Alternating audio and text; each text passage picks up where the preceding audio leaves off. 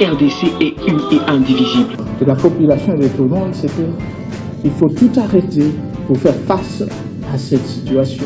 Et que nous ferons de cette terre richement bénie un réel havre de paix, de prospérité et de progrès social.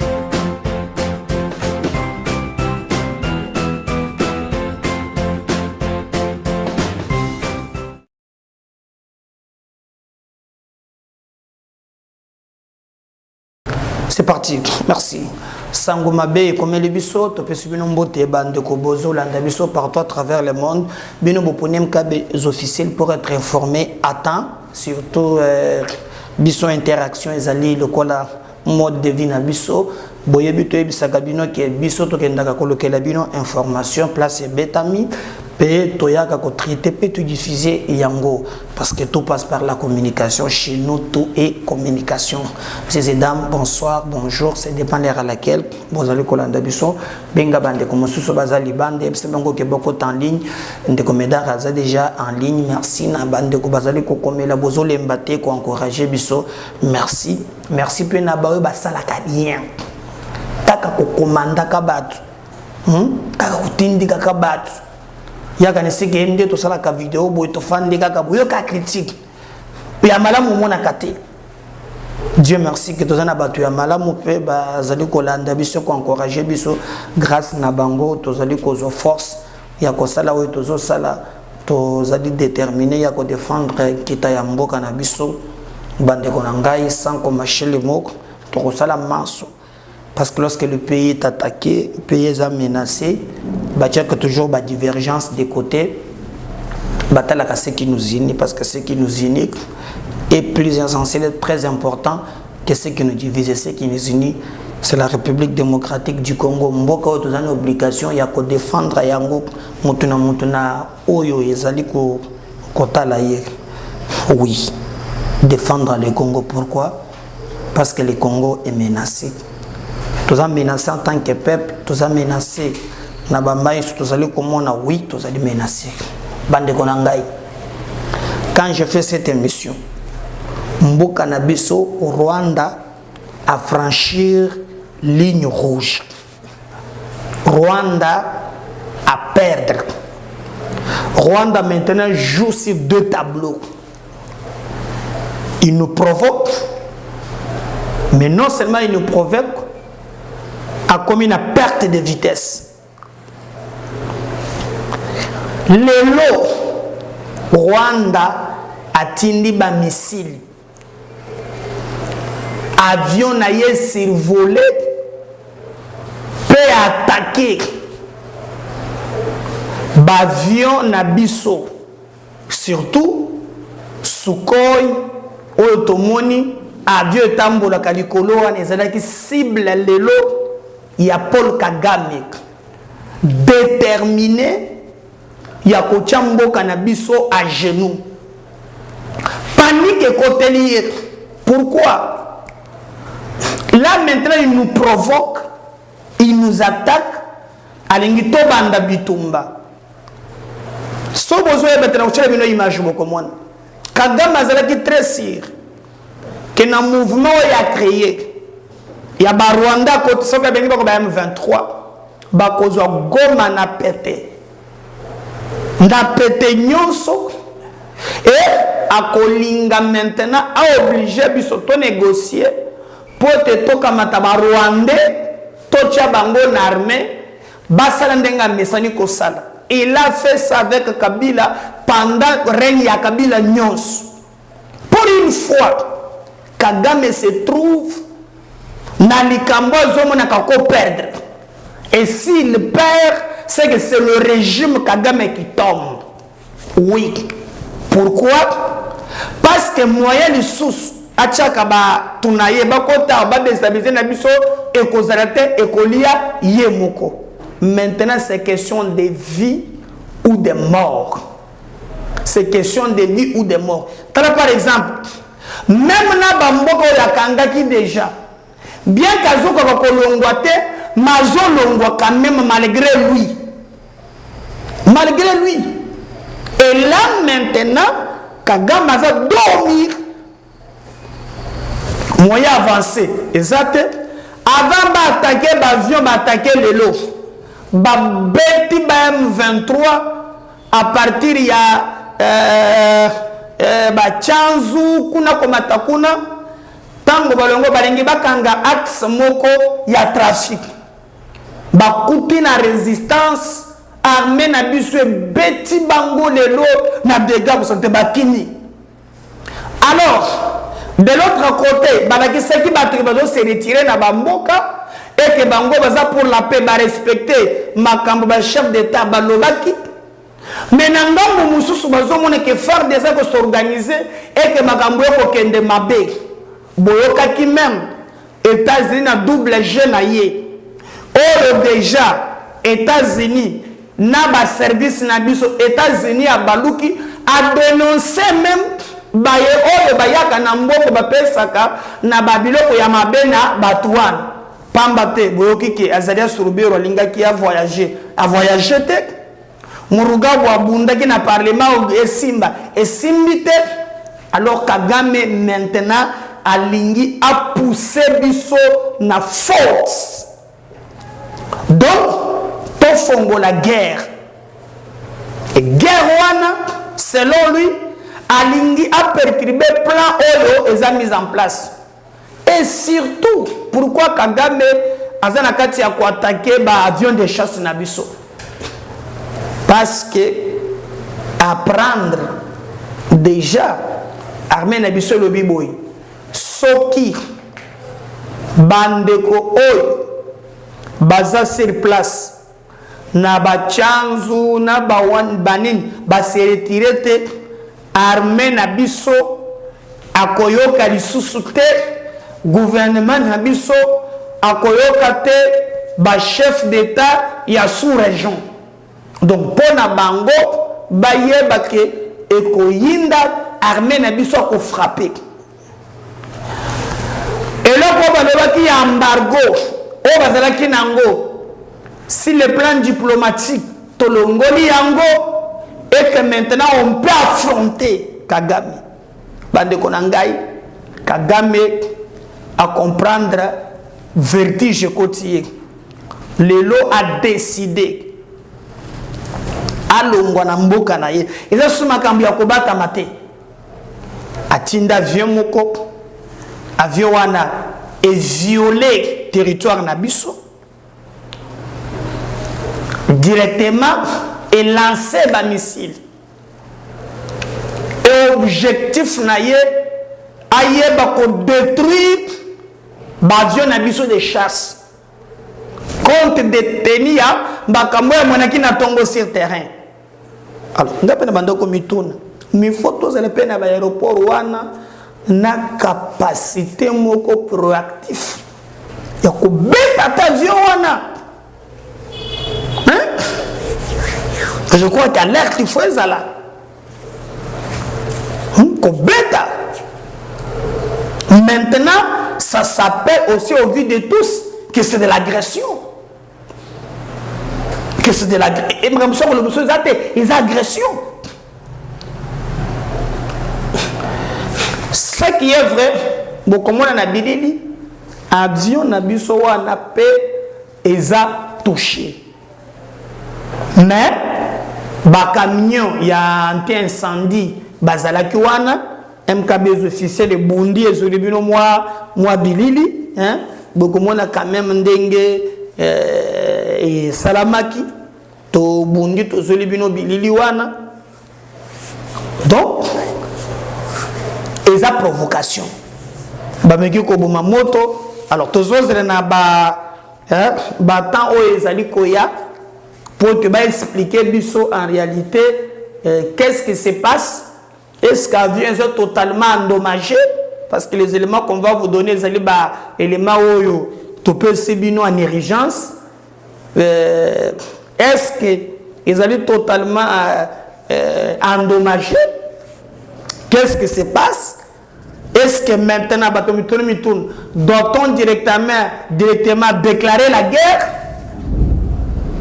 Est-ce que Kagame nous pousse à tomber dans le jeune ailleurs? Directement, tu le pays qui est en guerre. Est-ce que tu as un jeune ailleurs?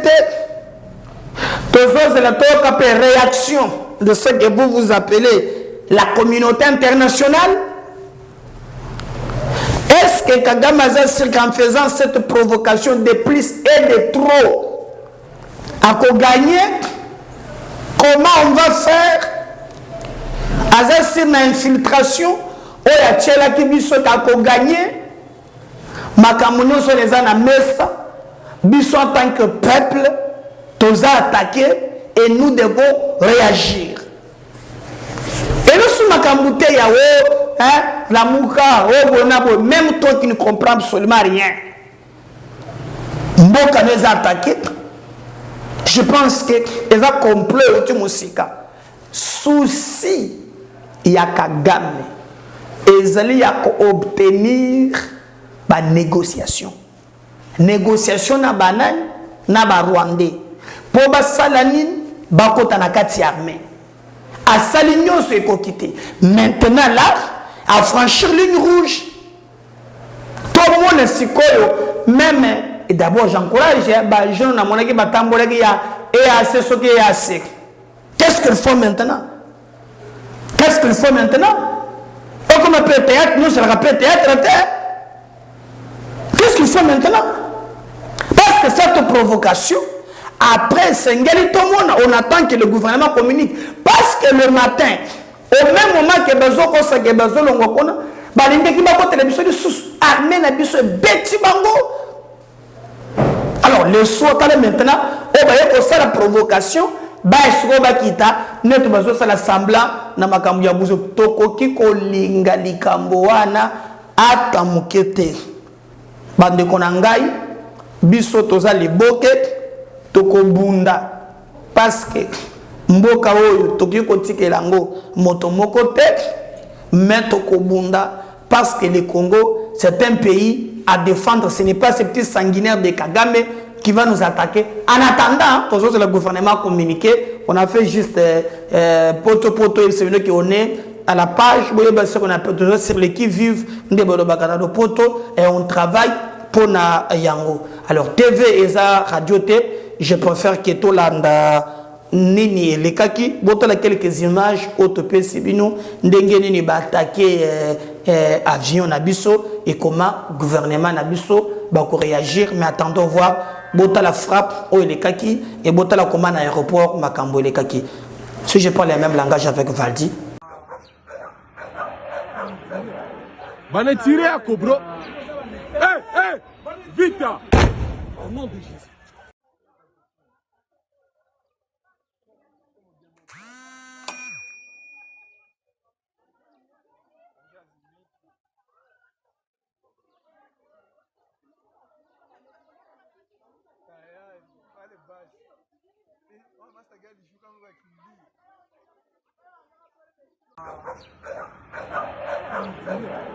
Bana tiré à Cobro. Vite. Au nom de Jésus.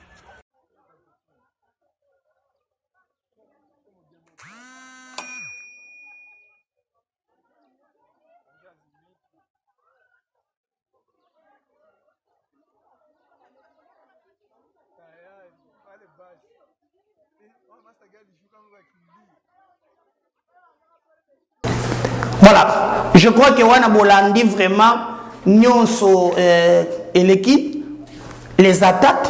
Mais Boyoka, lorsque Tshisekedi répondait à une fille, non, est-ce que yozo mona teke na sous-région yon deux a problème. Suivez cet extrait pour comprendre que piège est là qui on suit, on revient juste après. Thank you very much. My question is for President of DRC. Ma question est adressée au président de la RDC. Monsieur le Président, si la sécurité est à l'évidence un gros problème pour vous, si vous étiez capable de résoudre ce problème par vous-même, vous l'auriez fait depuis longtemps. Alors je voudrais savoir pourquoi vous refusez de collaborer au sein des processus de Luanda et de Nairobi afin de trouver une solution durable à cette crise sécuritaire. Je pense que la solution est entre vos mains et qu'il faudrait travailler avec ceux qui sont prêts à vous aider pour résoudre vos problèmes. Je suis du Rwanda et nous croyons tous que la sécurité est nécessaire pour l'investissement et le tourisme. Donc faites votre part pour trouver une solution. Si vous êtes rwandaise, vous devez savoir qu'il y a eu au mois de novembre une discussion qui a abouti à la définition d'une feuille de route pour sortir justement de cette crise. Et cette réunion a eu lieu en Angola, à Luanda précisément, et en présence de tous les pays, surtout les représentants des deux pays concernés, c'est-à-dire le Rwanda et la République démocratique du Congo. Il a été convenu, comme j'ai dit, une feuille de route qui décrétait le cessez-le-feu et le retrait immédiat du groupe de M23 qui est soutenu par le Rwanda le 25 novembre. Ce départ devait commencer et le 15 janvier, c'est-à-dire il y a 2 jours, on devait constater évidemment l'achèvement de ce processus. Eh bien, figurez-vous, madame, que le M23, groupe terroriste soutenu par le Rwanda, est toujours dans certaines localités qu'il avait prises à la République démocratique du Congo.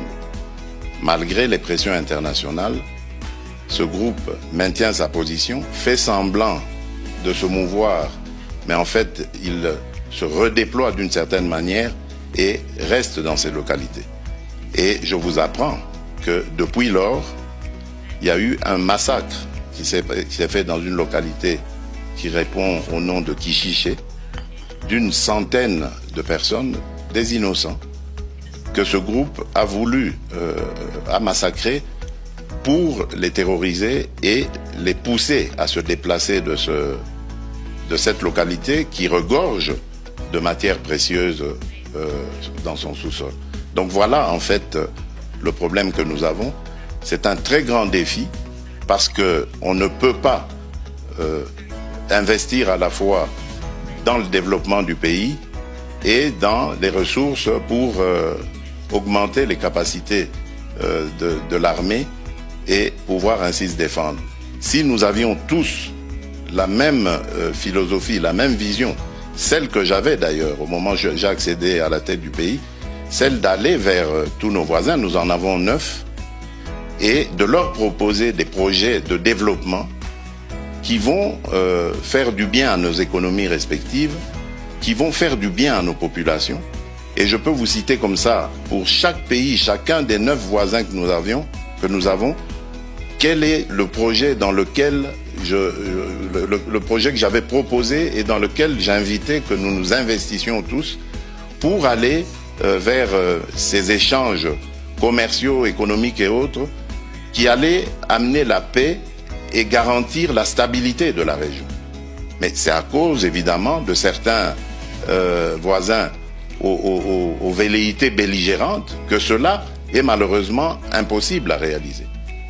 Donc je suis désolé, madame, le problème aujourd'hui de l'insécurité dans la région des Grands Lacs s'appelle le Rwanda. Bonjour, réponse. Mais Azaria Soubert Lenga Kende wapi? Bolanda successivement baséquence na kuchela bino. Bapekisi Urubero Abima. Et dans cette interview, beaucoup de na chela bino émission mususu, beaucoup comprendre que les États-Unis, bien que Babeta Ganaye COP, mais là, à mon que c'est de trop. Suivez la journaliste Bagambazoloba, on va revenir juste après. Selon nos confrères du site Africa Intelligence, les autorités de Kinshasa et Washington s'interrogent sur les probables circuits financiers d'une association américaine et influente au sein de la diaspora Banyamulenge, autrement dit les Tutsis congolais en RDC. Selon cette enquête, cette organisation servirait à soutenir des milices communautaires Banyamulenge dans la province du Sud Kivu. Pour en savoir davantage, nous recevons un des journalistes d'Africa Intelligence, Olivier Liffrand. Bonsoir et merci d'être avec nous. Vous signez cette enquête avec Antoine Roland. L'organisation communautaire Maoro Peace Association est au cœur de ces investigations. Pourquoi avez-vous enquêté sur cette structure ? Alors en fait, on s'est rendu compte qu'il y avait de la part de Kinshasa comme de Washington l'intention, le soupçon, on va dire, qu'il y avait des flux financiers entre cette association et un groupe armé qui opère dans la zone des hauts plateaux, dans le sud Kivu en fait, c'est une province qui est dans l'est de la RDC.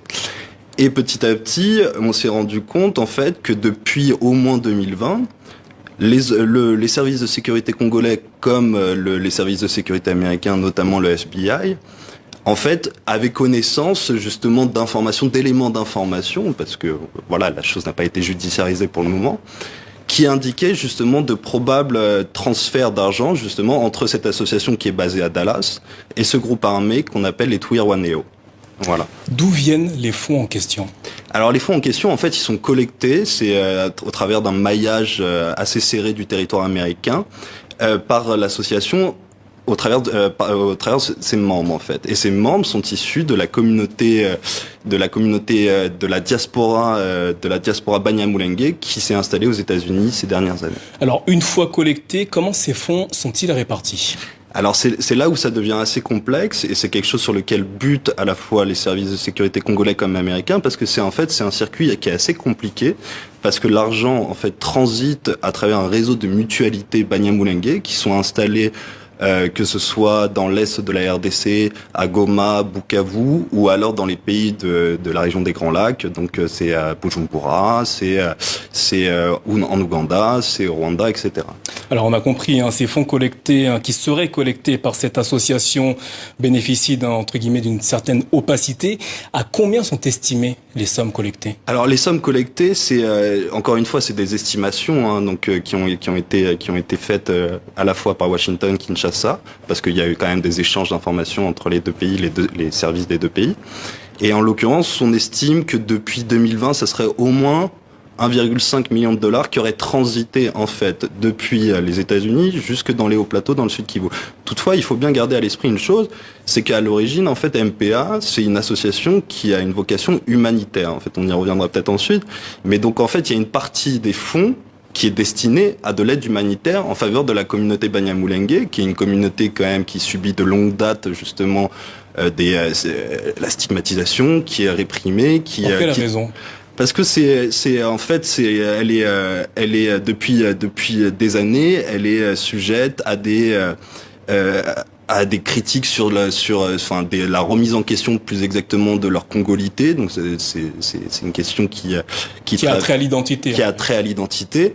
Et en fait, elle fait face aussi à une myriade de milices tout autour de la zone des hauts plateaux qui justement s'opposent à ce groupe armé. Alors cette association, vous l'avez dit, est basée aux États-Unis. Les autorités américaines ont-elles la capacité ou peuvent-elles lancer des poursuites judiciaires contre cette association? Alors oui, alors c'est en fait le FBI, enfin potentiellement. Moi, je suis pas du côté des services de sécurité américains.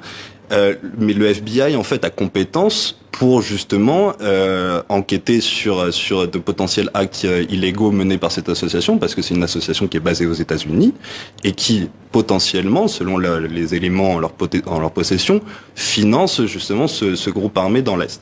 Alors avez-vous interrogé MPA au sujet justement des soupçons qui planent sur elle? Absolument, on les a interrogés, ils ont été catégoriques, ils nient absolument tout appui financier en tout cas à ce groupe armé, donc on appelle les Twirwaneho. Et en fait, il est important de préciser que c'est plus exactement à une frange des Twirwaneho qu'on appelle le groupe Makanika, qui est emmené en fait par un ancien officier de l'armée congolaise qui a Michel Rukunda alias Makanika. Donc, voilà, qui est cet homme précisément? Justement, c'est un ancien officier supérieur, donc des FARDC, donc de l'armée congolaise, et qui a fait défection, qui a fait désertion en 2019 pour rejoindre la communauté Banyamulenge. Et en fait, il a commencé à structurer ce groupe jusqu'à en faire justement un groupe armé, parce qu'à l'origine, les Twirwaneho, c'est un groupe d'autodéfense en fait. C'est un groupe qui s'est constitué justement pour se prémunir des attaques des autres milices Maï-Maï qui les entourent. Alors, d'après votre enquête, est-ce qu'il pourrait exister des liens entre le MPA et certaines personnalités politiques en RDC? Alors c'est des soupçons en fait qui sont assez récurrents, mais alors certaines personnes, notamment côté Kinshasa, mais également les Américains émettent certaines interrogations là-dessus. C'est des liens avec un député national qui s'appelle Moïse Nyarugabo, excusez-moi. et ainsi qu'un ancien ministre et un ancien vice-président de la RDC qui s'appelle Azarias Rouberwa. Tous deux ont été contactés par Africa Intelligence, nient absolument tout lien dans l'organigramme, on va dire, de MPA, mais ils reconnaissent qu'ils ont des liens amicaux, familiaux avec ses adhérents. Olivier Liffrand, merci d'avoir répondu à nos questions au sujet de cette enquête à lire sur le site africaintelligence.fr. Merci à vous. Merci. Si ça dépend que de moi, non seulement que bakozwa Azarias Rouberwa, mais balandela pe Moïse Nyarugabo. Nazozongisa ba séquence na tshela kibino. Bolanda, maintenant qu'on nous attaque, mais bolanda makambo Nyarugabo alobaki na parlement na bambos. On revient juste après. J'ai suivi avec attention le projet de recommandation tel que lu par l'honorable rapporteur et nous distribué par la suite. Avec la petite suspension, j'ai eu aussi le temps de le lire. Deux petites choses me posent problème dans cette recommandation, Monsieur le Président. La première, déjà dans le titre, on parle des éléments des groupes armés terroristes et autres. Ma question est de savoir, c'est quoi autre? Quel est son contenu? Qui le détermine? Qui est le juge de ces autres? Je considère, honorable Président, qu'une telle imprécision, une telle ouverture pour une pareille grave décision peut conduire à l'arbitraire. La deuxième chose se trouve dans le deuxième point, là où il est dit, en attendant l'adoption d'une loi relative, l'Assemblée nationale, 1. déclare le M23 groupe terroriste au regard de l'article 2 de la Convention de l'Union africaine sur la prévention et la lutte contre le terrorisme. Ici, je pensais qu'il avait déjà été déclaré terroriste parce qu'aujourd'hui, les positions du gouvernement de ne pas négocier avec le M23, c'est parce qu'il considère qu'il est un mouvement terroriste. On va le déclarer 2 fois terroriste. Ou c'est rivaliser, s'il vous plaît. Celui qui a besoin d'avoir la parole, il n'a qu'à venir ici. Laissez les collègues s'exprimer. Je dis, on va le déclarer 2 fois terroriste, ou c'est pour que le gouvernement, disons l'Assemblée nationale, l'ait dit aussi. Mais ce n'est pas là mon problème. Mon problème, c'est au deuxième point. Interdit au gouvernement de la République de procéder à l'intégration, au mixage, au brassage et ou à toute négociation tendant à intégrer au sein des FARDC, ainsi de suite. Honorable Président, pendant une période comme celle que nous traversons, des moments difficiles, fermer toutes les portes aux négociations, à mon avis, je considère que c'est une erreur.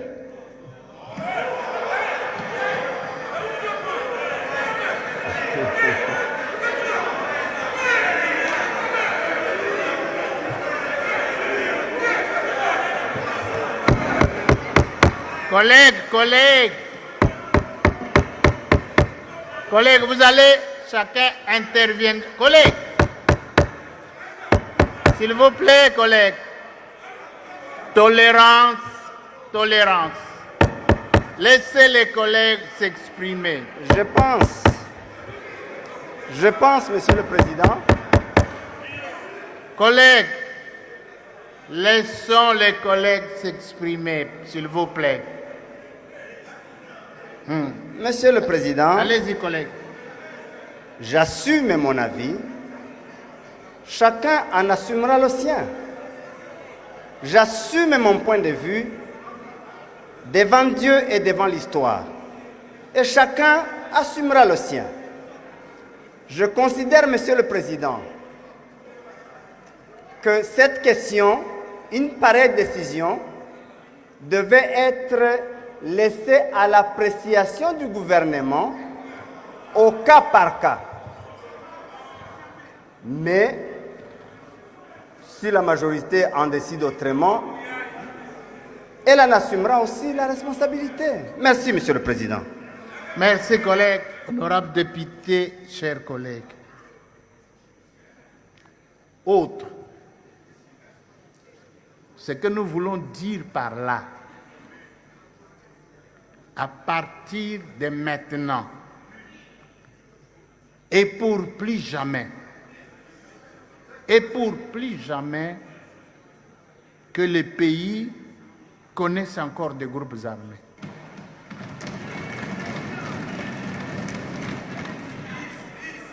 Tozo Okana,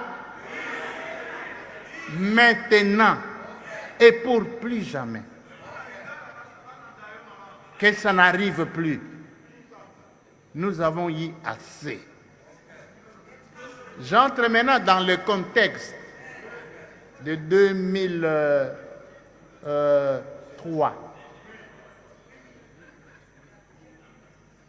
Le collègue Niarogabo qui vient de prendre la parole a été avec moi dans un groupe, dans un parti, nous deux.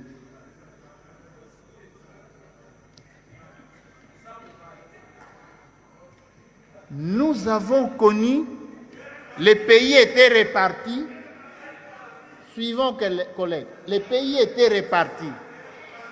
Chaque groupe armé avait une partie du territoire national. Bon, la sagesse de l'époque a conduit à ce que tous les groupes soient mixés et brassés. C'est ce qui s'était fait. Mais il ne faut plus que ça continue. Celui qui veut entrer dans l'armée, qu'il entre. Qu'il soit recruté comme on est en train de faire maintenant. Mais passer toujours par les groupes armés pour entrer dans l'armée, dans le service, ça il faut arrêter quand même.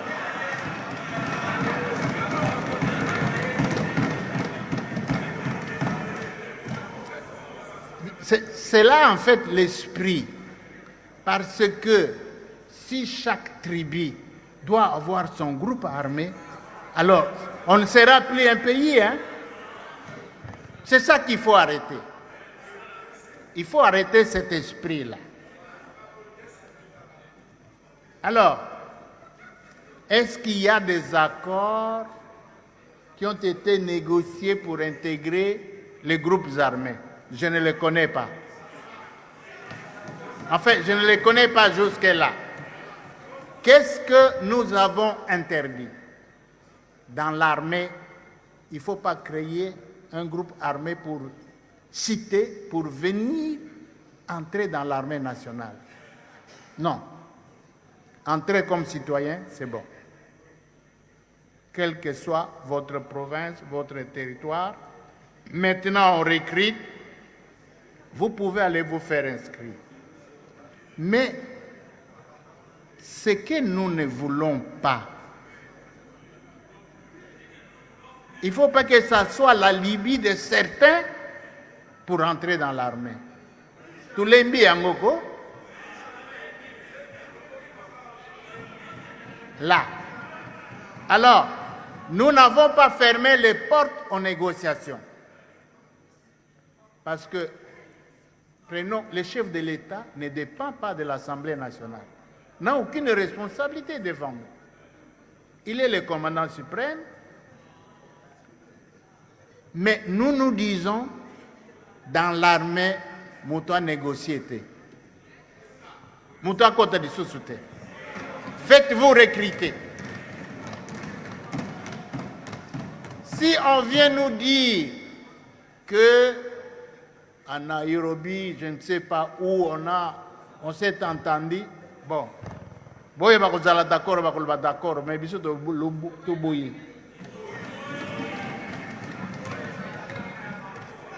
Mais les négociations politiques, ça, c'est notre pays. On ne va pas fermer toutes les portes à tout. Mais, ils ont la peine limite.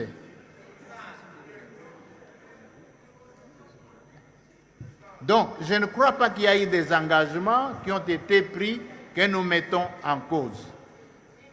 Je ne crois pas. Ceux qui sont entrés dans l'armée, qui sont brassés, qu'ils deviennent de bons citoyens congolais, qu'ils défendent le pays, nous leur souhaitons bonne chance. Personne ne met ça en cause. Ils sont là, ils seront là pour servir la nation. S'ils ne servent pas la nation, il y a des lois pour sanctionner ceux qui sont devenus des traîtres dans l'armée. Ça passe. On est menacé. Battons-nous pour la vérité. Défendons la République.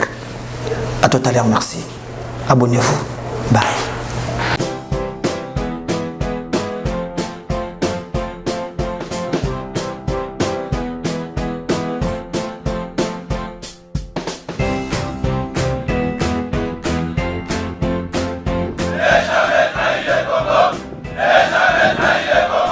La RDC est une et indivisible. De la population et de tout le monde, c'est qu'il faut tout arrêter pour faire face à cette situation. Et que nous ferons de cette terre richement bénie un réel havre de paix, de prospérité et de progrès social.